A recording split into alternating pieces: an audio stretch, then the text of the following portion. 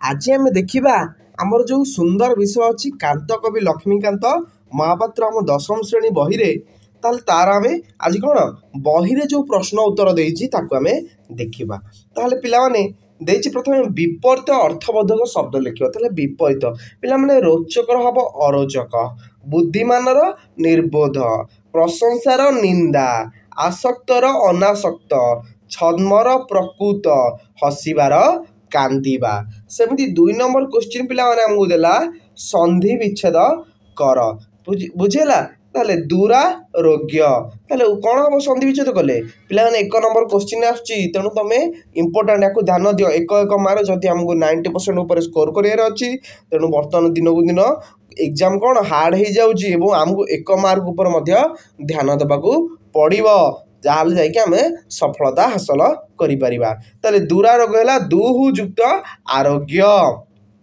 पैतृक है पितृयुक्त इक उत्तराधिकारी है उत्तर युक्त अधिकारी तापरे अभिषेक स्तवर कौन हम अभिषेक युक्त उत्सव सुधाकार कौन हम सुधा युक्त आकार तापरे समालोचना हम संयुक्त आलोचना तापरे पिला आम जा 3 नंबर क्वेश्चन कांति लगाई आउ 5 गोटी शब्द लिखा ताली चंद्रकांति सूर्यकांति सुकांति सौम्यकांति तुषारकांति बुझीगला कांति लगे 5 गोटी शब्द हो गला तो तापर पिला 4 नंबर क्वेश्चन नित्ययुक्त आनंद है नित्यानंद सेमिति केमे 5टा लेख सत्ययुक्त आनंद सत्यानंद रसयुक्त आनंद रसानंद पूर्णयुक्त आनंद पूर्णानंद भैरवयुक्त आनंद भैरवानंद ब्रह्मयुक्त आनंद ब्रह्मानंद सेमिति 5 नंबर पिला आम जा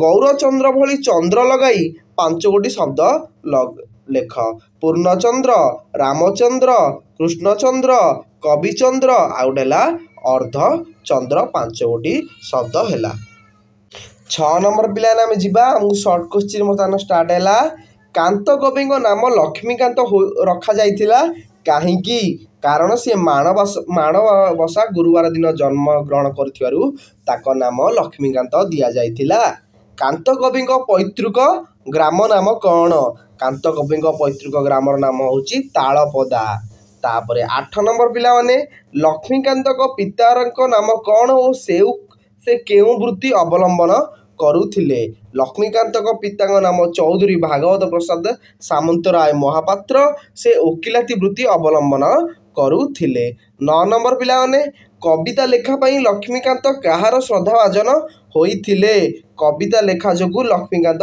उत्कलमणि गोपबंधु दासक श्रद्धाभाजन होइथिले तापर 10 नंबर पिला नाम देछि लक्ष्मीकांत माता नाम कौन ताको माता नाम होची राधामणि देवी 19 नंबर क्वेश्चन लक्ष्मीकांत बीए पढ़िया पई कलिकतार केउ कॉलेज रे नाम लिखाइथिले लक्ष्मीकांत बीए पढ़िया पई कलिकतार रिपन कॉलेज रे नाम लिखाइथिले 12 नंबर क्वेश्चन रेभेन्सा महाविद्यालय रे लक्ष्मीकांत केउ नाटक रे अभिनय करिथिले रेभेन्सा महाविद्यालय लक्ष्मीकांत कांची कावेरी नाटक रे अभिनय करिथिले 13 नंबर पिला माने केउठारे लक्ष्मीकांत को कांत कवि रूपे अभिहित करा जाइथिला भद्रक हाईस्कूल ठारे एक संबर्धना सभा रे हैला लक्ष्मीकांत को कौन कांत कवि रूपे संबोधना करा जाइथिला 14 नंबर पिला माने देखिबा छात्रावस्था रे लक्ष्मीकांत लेखा लेखि पाई केउ पत्रिकार संपादक दृष्टि आकर्षण करिथिले हैला से हैला लेखा लेखि मुकुर पत्रिकार संपादक किए वज्र सुंदर दास और उत्कल साहित्य पत्रिकार संपादक विश्वनाथ करंग दृष्टि आकर्षण करथिले 15 नंबर कांत कवि कुलगुरु नाम कौन ताको कुलगुरु नाम थिला बाबाजी रामदास 16 नंबर क्वेश्चन लक्ष्मीकांत इष्ट देवता किए हैला वैष्णव धर्मावलंबी लक्ष्मीकांत इष्ट देवता थिले गोपीनाथ 17 नंबर वंदे उत्कल जननी कविता उत्कल सम्मेलन केउठिका अधिवेशन रे गान करा जायतिला उत्कल सम्मेलन 1912 मसीह रे बालेश्वर अधिवेशन रे गान करा जाइथिला तापरे लक्ष्मीकांत भद्रक रे स्थापन करिथिबा प्रेस से गोपीनाथ प्रेस स्थापन करते भद्रक रे 19 नंबर डगर प्रकाशन कटकर पीठापुर କେଉଁ ମସିହାରେ ପ୍ରକାଶିତ ହୋଇଥିଲା? ସେଟା 1937 ମସିହାରେ ପ୍ରକାଶିତ ହୋଇଥିଲା। 20 ନମ୍ବର ଅସହଯୋଗୀର ଆତ୍ମକଥା କେଉଁ ପତ୍ରିକାରେ ପ୍ରକାଶ ପାଇଥିଲା? ଉତ୍କଳ ସାହିତ୍ୟ ପତ୍ରିକାରେ ତାହା ପ୍ରକାଶ ପାଇଥିଲା। 21 ନମ୍ବର କ୍ୱେଶ୍ଚିନ୍ ଲକ୍ଷ୍ମୀକାନ୍ତଙ୍କ ଅସମ୍ପୂର୍ଣ୍ଣ ଉପନ୍ୟାସର ନାମ କ'ଣ? ତାର ନାମ ହେଉଛି କଣା ମାମୁଁ।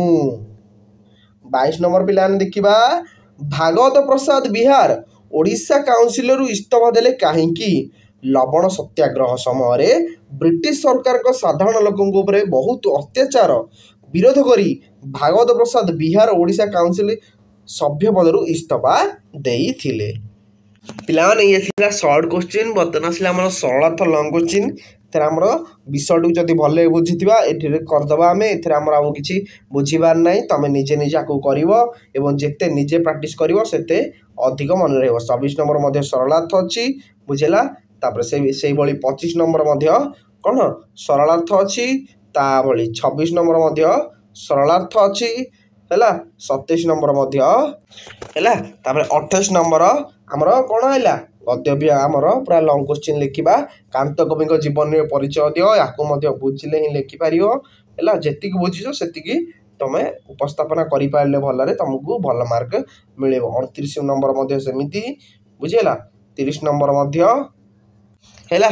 30 ନମ୍ବର ମଧ୍ୟ ସେ ସରିଗଲା। ଏମିତି ତାକୁ ଯେତିକି ସର୍ଟ କ୍ୱେଶ୍ଚିନ୍ ପଢ଼ିବ ଆଉ ଲଙ୍ଗ କ୍ୱେଶ୍ଚିନ୍ ନିଜେ ବିଷୟଟିକୁ ପଢ଼ିକି ଲେଖିବ।